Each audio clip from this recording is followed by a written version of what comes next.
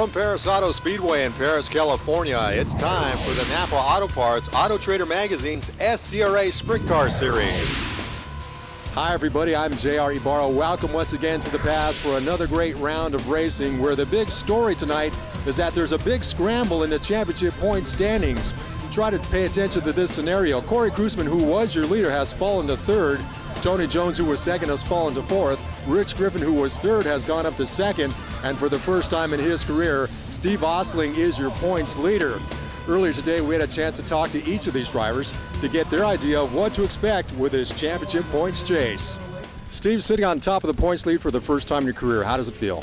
It feels real nice. I mean, we got a tough bunch of racers with a lot of depth, and it's just a real nice feeling to be on top. You know, if we can stay here, great. If we can't, we can't. But it's nice to be here while we're here. What's been the key for you guys? You've had some nice top 5 runs over the last few weeks. We just we bumped the program up a little bit. We've spent a little more money on some engines and made a few easy changes to the race car, and just we've been real consistent. You know, the cars. You know, we've been having the consistency that the other guys that win have. So now I'd like to get to the winner's circle once in a while would be good too. What are you guys expecting for tonight? I'm expecting to be challenging for a win.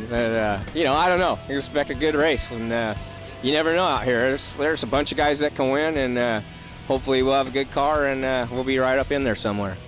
Tony, I know you guys slipped just a bit in the points, but I'm sure you're looking to turn things around tonight. Oh, yeah, definitely. You know, you can never count us out. I mean, until you see the checkered flag, never count us out. But, yeah, last weekend we had some bad luck and had a couple things I probably could have avoided, but just, you know, that's part of racing, you know. But we'll be all right tonight. You know, my bad luck last weekend was, you know, everybody else's good luck to jump up in points. I mean, they could have the same night I had last weekend. That's part of racing. You know, we know that, but, you know, we come out here, like I said last weekend, to kick everybody's butt as much as we can. So believe me, we're not out of this deal. I see you've changed the paint on the car, maybe to give you a little bit of a boost tonight. Yeah, well, we got kind of run over by a couple of cars last weekend, so we had to change the paint, ripped everything off the car but the number, so we might as well just kind of spruce her up a little bit. Yeah, she needed a new paint job, so we changed it just for the heck of it. You know, that luck stuff just comes to us. You make your own luck, so yeah, we just did, you know, look nice in the pictures and look nice with that checkered flag draped across the hood. Rich, I know you guys have moved up a spot in the points, but what are you guys looking for? Obviously, it's a main event win. Well, that's for sure. We're still out there hunting around trying to be up front and try to win some races. But like I say, we've been consistent and running the top 5, top 6, 7 guys, and so that's why we're where we are. And like I say, we definitely need to keep finishing those races, but we're still looking out to win one. What's been the key for the consistency for you guys this year? Oh, just you know, we've typically been pretty consistent most of the time, but like I said, we wish we were up a little further in the front, but you know, just good race cars, a little bit of luck, and you know, just our normal deal, just trying to finish races. So no kind of major changes as far as strategy is concerned? No, like I say, we're trying to get a little more aggressive. We're going back to a setup like we ran more like last year, and hopefully we pick up the pace a little bit and be up front. Corey, I know you guys have taken a little step back in points, but I'm sure you're looking to spring forward again here tonight. Yeah, you know, it's just one of those things that happens, and we're really not looking at points right now. I'm scheduled to actually miss a couple races and run in the Midwest, so something we're not really worried about. We just want to get back up on that podium and win some more races. That's kind of what we got our eye on. What's the strategy for tonight? You never know. I mean, this place has been different pretty much all year, so we're just going to look and search and see if we can find the sweet spot of the racetrack before anybody else does. And, you know, as long as the driver don't tear anything off the race car, we'll be in good shape. Took a little bit of a wild ride last time out. Yeah, it wasn't a good thing, but we ended up getting hooked up with some kind of lap car, and I don't know exactly what happened, to be honest with you, but I've heard a lot of stories, and just got together with him and turned me over. So it was kind of unfortunate, but the guys worked real hard, got us a race car, and we're back this week. What are some of the other plans on tap for you here as the season continues to unfold? We're still looking at running quite a bit of sprint car stuff in the Midwest with the USAC division, and then we'll be running this car, of course, and hopefully be able to venture off to some bigger avenues a little later on. Tonight's race is being brought to you by Napa Auto Parts, Auto Trader Magazines, Spintech Performance Mufflers, and by JE Pistons. Stay with us. We're about ready to rumble for 30 laps of action with the SCRA. Welcome back to Perris Auto Speedway. J.R. Ibarra along with you here in Perris, California, with all the action with the Napa Auto Parts Auto Trader Magazine's SCRA Sprint Cars, with their familiar and fabulous four-breath salute to the fans. But let's take a look at our SpinTech Performance Muffler starting grid. On the pole position, it's Rip Williams with Steve Ostling to his outside. In row 2, it's Mike English along with Sergeant Charles Davis. Row 3, it's the Demon Damian Gardner along with Mike Kirby. Row 4 consists of Gary W. Howard and the Cowboy, Tony Jones. In row number 5, it's a row of champions with Richard Griffin along with Corey Kruisman. In row 6, it's Hollywood John Scott and the Shermanator, Jeremy Sherman. Row number 7, it's Rodney Argo along with Super Ricky Gaunt. In row 5, it's Bobby Graham along with Vern Sweeney.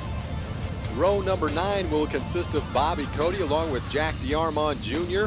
In row number 10, it's Michael Henriksen along with Dan Hilberg. And in our final row, it will be Brian Bernard along with Ronnie Clark.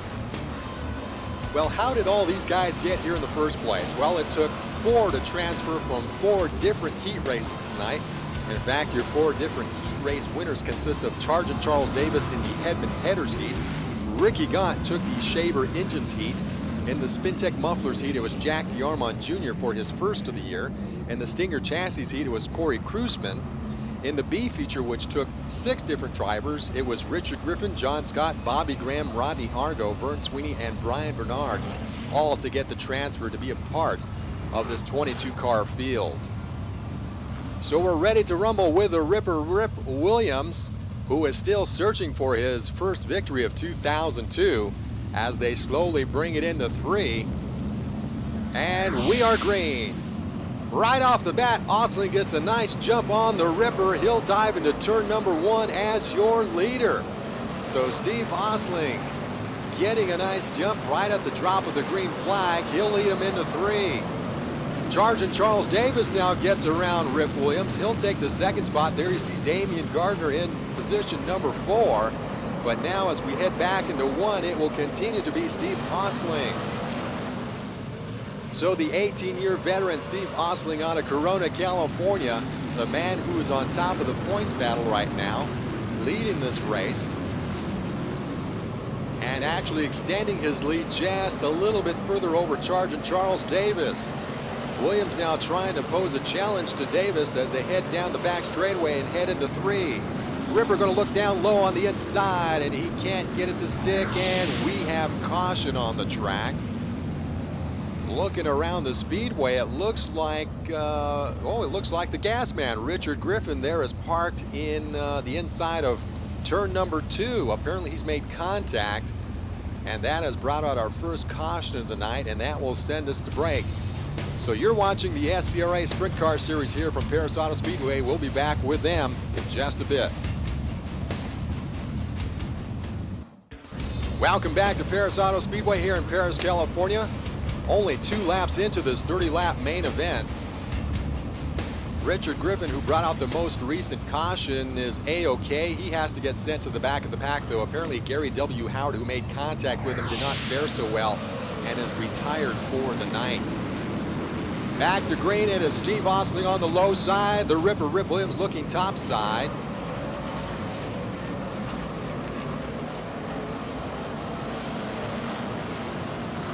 And everybody just getting through cleanly 1 and 2. And now we have some challenges going on with Damian Gardner going around both Rip Williams and Charles Davis. So Damian Gardner, coming from the 4th spot, makes up 2 positions. Now he'll be in hot pursuit of Steve Ostling. Gardner, in his very first year here with SCRA action, has put on quite a show for many of these fans with his hard-charging driving style. Although Ostling now beginning to edge just a little bit further from this pack, now with Mike Kirby running within the top 5. There you see Davis along with Williams. Kirby looking to the top side to go around Williams as they come out of 4. He'll make the spot and now look to the inside of Davis. Ripper going top side once again, so we got a great battle happening within your top 5 runners. As Kirby's going to bring it down to about the mid-groove, maybe slip up the track just a bit, and Williams still can't get any traction enough to get around back Kirby. So now Osling comes out at 2. As now you see the battle once again between the likes of Kirby and Davis now. So Kirby beginning to work the tail tank of Charger Charles Davis as we're back up to the second position with the Demon, Damian Gardner. Gardner now making up just a little bit of that advantage that Osling has had over the past couple of laps. So Gardner really working it hard as always, charging to the front and looking to try to make up a little bit of edge on Steve Osling. Osling, as we mentioned, your points leader, as you see him working that steering wheel. That's the one thing you gotta love about traditional sprint cars. You get to see the drivers up close and personal right in their own office, doing what they do lap after lap. So it is Osling continuing to run somewhat of a low position here. I should say a low spot, a low groove on the racetrack to try to maintain that front position. But Gardner now looking to the top side. Can he make it? No, not this time around. Looking back down low again. So Gardner is looking to try any kind of groove on the racetrack to find which way to get around Steve Osling in that number 29 Fisher Motorsports Sprinter. Now he's going to go top side. Can he make it this time? No, still not enough traction to get around Osling. And while all that is happening, Kirby has gotten around Charging Charles Davis, now running in the third spot. So you see there Kirby trying to make up some of that ground with the first two runners. Gardner now going to go around to the top side again, and he still is looking to move on the top side now. Will he get around there in 2? He's got him. Damian Gardner makes the pass cleanly as they come now down into turn 3. Osling wants it back as he comes down low as they come out of 4. But Gardner will be your leader of that last lap. So a little bit of patience, a little bit of working the different grooves in the racetrack finally proves off to be beneficial here for Damian Gardner as he now leads the pack as they come into 3. Actually extending his lead just a little bit by about 4 to 5 car lengths as you see Osling coming down low into turn number 1. It continues to be Gardner, your leader. We're still under some pretty clean conditions. No lap traffic is going to be an issue as of yet. Now you see Osling with those wheels up as they come out of 4. But they are quickly approaching some of those back markers here as they come down the back straightaway. We look further back in the pack. There's a nice little battle going on here between positions 5 and 6 with Corey Kruisman and Tony Jones. Jones now looking to the inside of the cruiser. Now going to go top side and see if any traction up there. I can't make it stick. And now once again, Jones trying to pick up a little bit of ground as they come down into 3. Cruiser able to keep it on the low side. Rip Williams just in front of these guys. And let's see if Jones can go around him this time. Gets a little bit of momentum as they come out of 2, but it looks like Corey able to get a nice bite as they come out of that turn. As now we go back up front. As you see the likes of the leaders with Damian Gardner, now Steve Osling having gone around Dan Hilbert. Kirby now closing in just a bit on Steve Osling. So now traffic will be an issue here for Damian Gardner within the next 1 to 2 laps as you see Ronnie Clark right within his gun sights. As they head into 1, you also see Brian Bernard and Vern Sweeney. So let's see how the first-year driver here in SCRA, Damian Gardner, will handle this challenge to him now as he now takes it top side as they go around 4. Osling wants to go right with him. So Bernard becomes the latest victim, goes a lap down. Ronnie Clark now in his gun sights. Osling now trying to close even further. They're now wheel to wheel as they come down the back straightaway. Heading into 3, Osling with a slight advantage. They split Vern Sweeney as they come out of 4. Osling's now your leader. Gardner's going to go topside, but Clark might pose a challenge here for Osling. They come side by side again, switching back and forth, and it'll be Gardner coming down low into 3. He once again will take the top spot. So some great action here between the veteran and the first-year driver as they take it down into 1. Osling now trying to make up that ground, but Gardner will be back in front of this pack. So you got to give a lot of credit to the Demon, Damian Gardner, for showing himself to work that traffic with great effectiveness. Now Michael Henderson will be another victim here for Gardner. And he's able to motor around pretty safely around the 16 Sprinter. So Gardner now content to bring it down low. Osling is still trying to make up some ground. Kirby's right there. And now some more lap traffic just ahead of Damian Gardner as they come out at 2. Up against that wall, he's using as much of this racetrack as possible. Very smoothly out of 4. A little bit of bobble now as we have 5 laps remaining. There you see Osling ripping one of those tearaways off of his helmet. So the laps are winding down here for Steve Osling to try to make up some of that ground, along with Mike Kirby, who's still in the challenge here as well. So while Gardner extends his lead by about 5 to 6 car lengths, he's now going to go to the inside of Jack DeArmond Jr. as they come out at 2. Osling and Kirby are battling just behind him. Damian Gardner has won a feature race in every series that he has been in. That has been in the Golden State Challenge and the Wing Sprinters, as well as the USAC Pavement Sprint Car Series. So he's obviously trying to add one to the win column for his career record here with the SCRA. Once again, this is the battle raging on for 2nd, 3rd, and 4th. Osling, Kirby looking top side with Williams looking down low to the inside. So the battle is continuing on between these 3 veterans, while the youngster just kind of motors on with about an 8 to 9 car length. And now we are in our final lap. Can Damian Gardner pull this one off? Cleanly comes out at 2, no lap traffic in front of him. Smoothly into 3, bounces the car just a touch. He comes out of 4, coming towards the checkered, and it's Damian Gardner taking the win. So the Demon, Damian Gardner, picks up the win. Steve Osling running 2nd, and Rip Williams able to get around Mike Kirby. As we're under red, there you see Gardner slamming into Dan Hilberg. We have some cars upside down in turn number 4, but Gardner's already beginning to celebrate. It looks like Michael Henderson has gotten into a little bit of a fracas there with Jeremy Sherman. So that takes us to a red as we had the flags, the checker flag fall. We'll step aside for this break. We'll be back. Tonight's action with the SCRA is being brought to you by Napa Auto Parts. We keep America running. And by Auto Trader magazines. Spintech Performance Mufflers. And by JE Pistons.